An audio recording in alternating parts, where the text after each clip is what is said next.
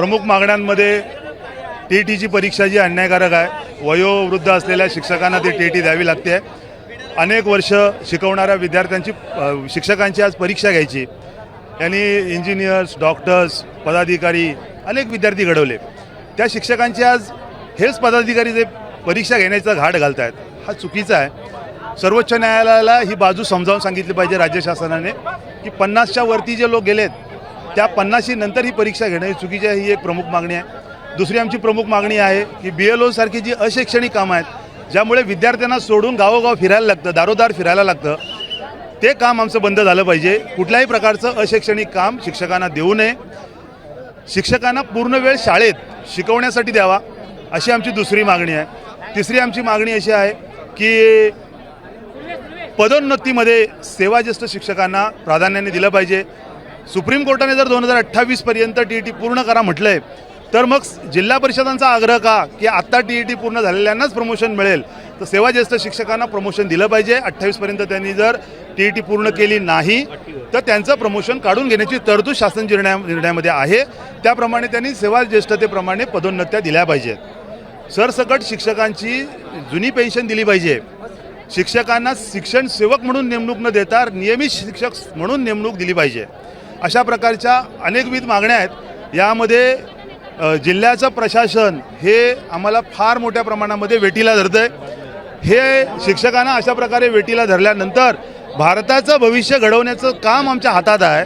ते काम कसं पूर्ण होणार आहे याच्यावर लोकप्रतिनिधींनी विचार केला पाहिजे.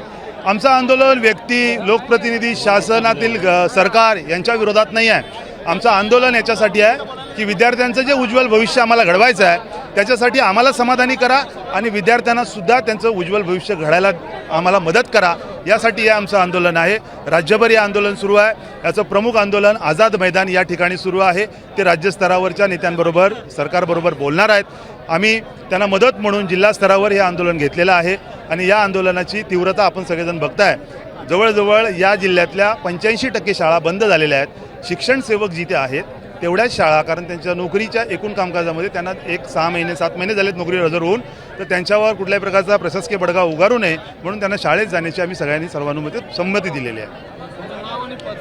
माझं नाव दिलीप गणपत देवळेकर, समन्वयक, रत्नागिरी जिल्हा प्राथमिक शिक्षक समन्वय समिती. आज आम्ही शासनाला एवढीच विनंती करण्यासाठी आलो आहे की जे आमच्यावर तुम्ही वेगवेगळ्या शक्ती लादून अन्याय करत आहात, तो अन्याय आता आम्हाला सहन करण्याची ताकद आमच्याकडे राहिलेली नाही आणि हा आक्रोश शासनापर्यंत पोचावा या उद्देशानं आम्ही या ठिकाणी आलेलो आहोत. यापुढं जर शासनानं ज्या आता आमच्या मागण्या आहेत, आता आमच्या बंधूंनी सांगितलं की टी सारखा विषय असेल, BLO सारखा विषय असेल, त्यासोबतच या ठिकाणी जी बाकीची अशैक्षणिक जी कामं आहेत त्या कामातनं जर आम्हाला या आंदोलनाच्या माध्यमातून जर मुक्तता नाही मिळाली तर यापेक्षा देखील तीव्र आंदोलन, आत्मक्लेश आंदोलन, उपोषणाचा मार्ग असेल, त्या ठिकाणी रस्ता रोको असेल, अशा पद्धतीचे जे संविधानिक मार्ग आहेत आंदोलनाचे, ते आंदोलनाचे मार्ग निश्चितपणे आम्ही या ठिकाणी स्वीकारू. त्यामुळे शासनाला आमची हात जोडून नम्रतेची विनंती आहे, कर्मचाऱ्याचा, शिक्षकाचा अंत पाहू नका.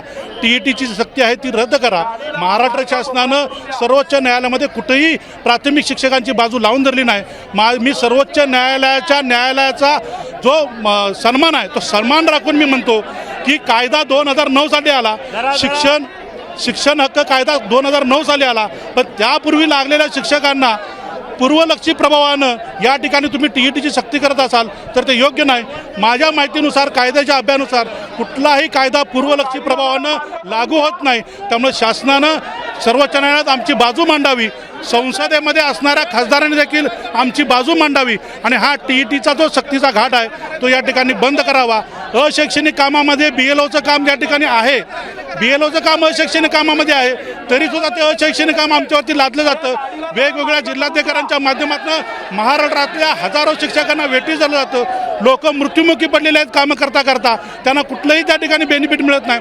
असं असताना शिक्षकांना निव्वळ वेठी धरायचं आणि हा सगळा घाट जिल्हा परिषदेच्या ज्या शाळा आहेत, गोरगरिबांचं जे शिक्षण आहे ते शिक्षण बंद करण्यासाठी आणि खाजगी शाळांचं पेव फोडण्यासाठीच हा सगळा घाट गाठलेला आहे. हा आमचा जाहीर आरोप आहे. त्यामुळे आमची मागणी एकच आहे की हे सगळं बंद झालं पाहिजे.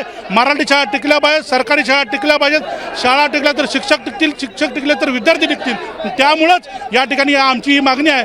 जर ह्या मागण्या आजच्या आंदोलनातून मान्य नाही झाल्या तर मी मगाशी सांगितल्या पद्धतीनं जे संविधानिक जे मार्ग आहेत आंदोलनाचे ते निश्चितपणे आम्ही पूर्ण करू. याशिवाय आम्ही थांबणार नाहीत आणि आमच्या कसल्याही परिस्थितीत मागण्या मान्य करू. शिक्षक हा संघर्षातून उभा राहिलेला प्राणी आहे, त्यामुळं शिक्षक हा संघर्ष करून या ठिकाणी न्याय मिळेल अशी आशा मला आहे. यापुढचं आंदोलन देखील तीव्र असेल अशी आशा व्यक्त करतो. धन्यवाद. जिल्हा निमंत्रक शिक्षक समन्वय समिती रत्नागिरी.